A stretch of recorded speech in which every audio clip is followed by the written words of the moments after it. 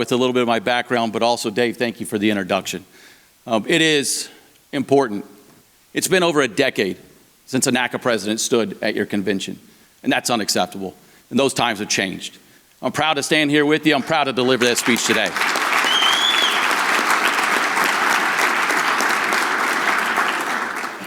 There is no more critical time than now for us to speak with one voice, with solidarity, knowing the challenges ahead. But at the same time, since obviously your convention is a little bit like NATCA's, that we want to throw out some sports references, we can all agree that Jerry Jones needs to be fired. Let's start off on a good place from there. Okay. So now that it's a good place to start. Now we know the Cowboys will win the Super Bowl, but it's despite Jerry Jones. So, but it seems that there can be no aviation, conference that's held, or no convention that can be done where we at least, being coast to coast, get to throw a few jabs at each other along the way.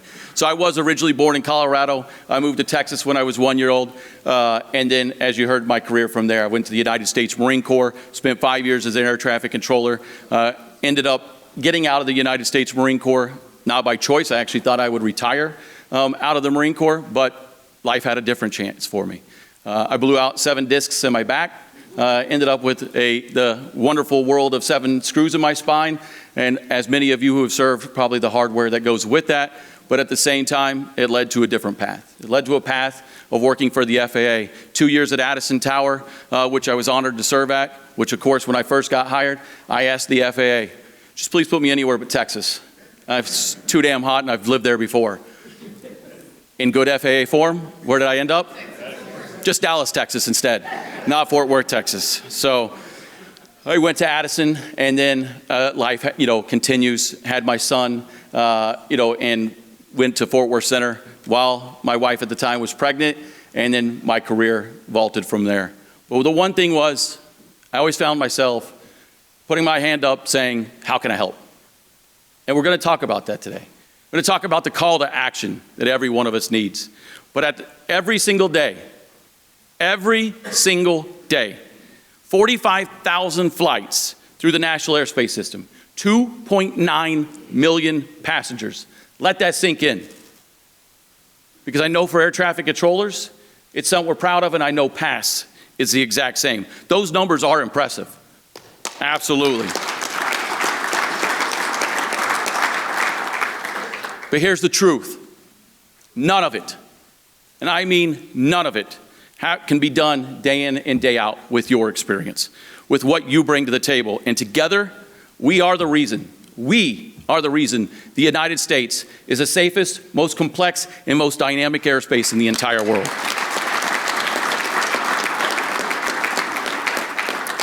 This system is run on our backs. And on January 29th, the spotlight, since that day, that tragic day, the spotlight has been on aviation more than ever, like we haven't seen in decades. And here's the thing about the spotlight. It can show your flaws. It can expose them. But it can also be the light and the path forward. So currently, remember this. Everyone is watching. The public, Congress, the press, the FAA. And this is our moment. This is our moment that the American people can see the economy and how we affect it, the changes that we have all been talking about for decades on end, and that the safety of this system and the future of the aviation system is now in the balance. I've said many times over in many different speeches that a tragedy without action keeps it a tragedy. It remains that way today, and it's up to us, the workers of these unions, to ensure that the voices that were lost on January 29th do not fade into the distance. They have to be honored. They must be honored by meaningful change, not just remembered in silence. And moments like this reveal something else. They show who steps up. We're in Caesar's palace. We're in the Roman room. One of the very first speeches that I ever gave was about being the person in the arena. Think back to the days when there was the Colosseum. It was a show. You would watch the entertainers or those who were fighting for their lives down in the Colosseum. But you could easily sit in the stands You can jeer, you can cast boos, you can cheer and shout applause. You can throw rocks, you can judge. But those who were in the arena, those who stood up, true leaders do not fold to the pressure. They don't look to place blame on one another. They rise to a challenge.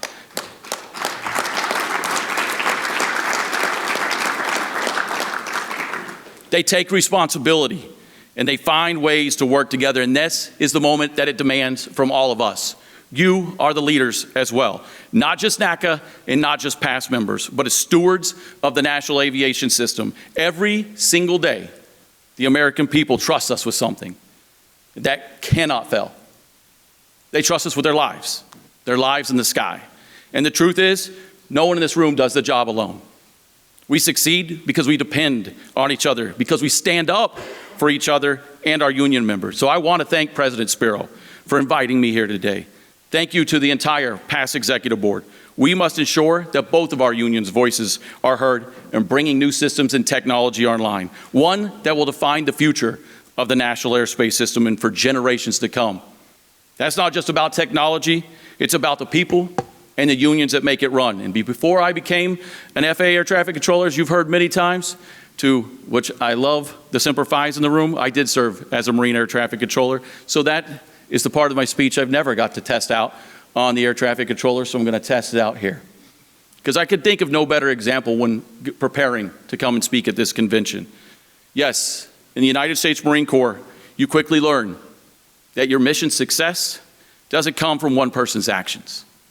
Every single job, whether it's you're on the front lines or you're behind the scenes, is to exist for one thing, to support the Marine Corps rifleman. The person that's going to pull a trigger, that's going to deliver a round down range with exact precision. It's all about supporting that rifleman. That moment doesn't happen in isolation. It happens because hundreds of Marines made it possible. The armor who maintained the rifle, the mechanic who kept the transport vehicle running, the cook who made sure the Marine was well fed, the supply clerk who got the ammunition needed on the front line, the intel division that helped develop the mission plans. It's a chain. And if one link of that chain fails, the mission fails. So when I became an air traffic controller, I realized the exact same principles apply here. The moment we key our headsets as air traffic controllers and we talk to aircraft, that only happens because past professionals ensure that the radar is tuned.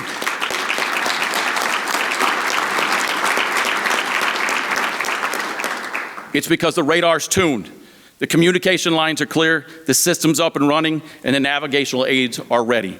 You make our life-saving instructions possible. Without you, the best trained air traffic control in the world would just be talking to an abyss. We'd be given the state of the aviation system.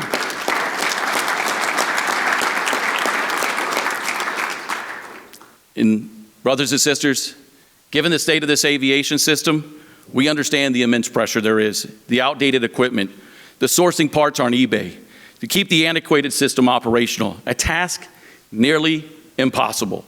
Yet, we still, together, run the most aircraft in the entire world. And aviation safety is the ultimate team sport. Controllers and technicians are two sides of the same coin. One team, one mission. Your work ensures that air traffic controllers' instructions can be heard to 16.5 million flights annually, and the NAS does not work on an individual heroics.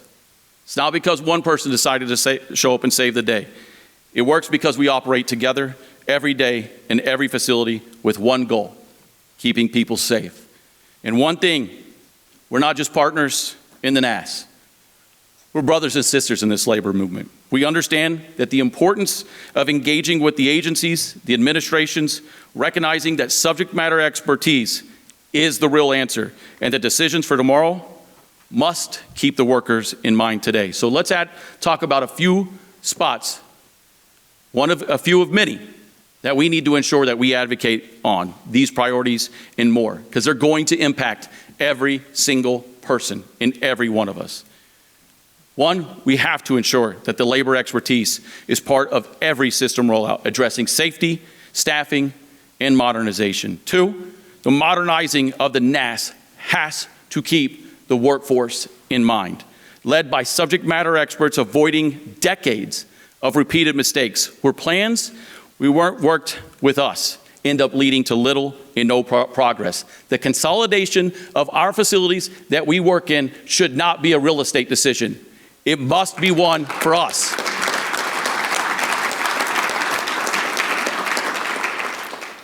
One that we can all get behind. One that we can ensure that the future generations can deliver. And delivering on that system works for the American people that can be operated, maintained, and deployed by our workforce. Because the men and women who run and maintain it are the key to delivering it to the future. So the same goal for all of us. We can have different perspectives, we can have different approaches, but division only makes it harder to advance the issues that matter to our members. And when you return to your facility, here's my call to action to all of you. I encourage every one of you to connect with your NATCA facility representative, compare notes, share the lessons that are being learned, ways that we can help one another. I quite often go to facilities around the country where there's a NATCA and a PAST logo sitting side by each. And I ask, where's the PAST representative? I'd like to say hello. Said, we've never seen him in here. Well, I know we're a scary bunch. I get it. We're a bit crazy and we talk a lot. But one of you is going to take me up on this challenge. One of you is going to go back and find that chance to go into that office, to talk to those other members, to talk about the hardships that we're going through. Because I promise you, you're not alone. And if we are already aligned on the issues leaving the building, we're not just ahead of the curve.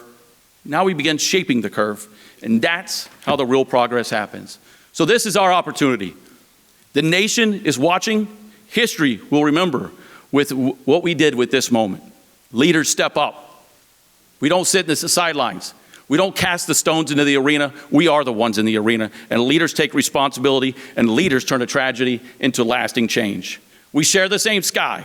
We share the responsibility to protect it, and we also share the same obligation to strengthen our members, our rights, and our mission. So let me leave you with this. Our message is clear. We keep the sky safe, and we ensure the American people can rely on the hardworking men and women and the professionals to deliver the change this nation needs and it deserves. Brothers and sisters, thank you, and I'm glad to be back.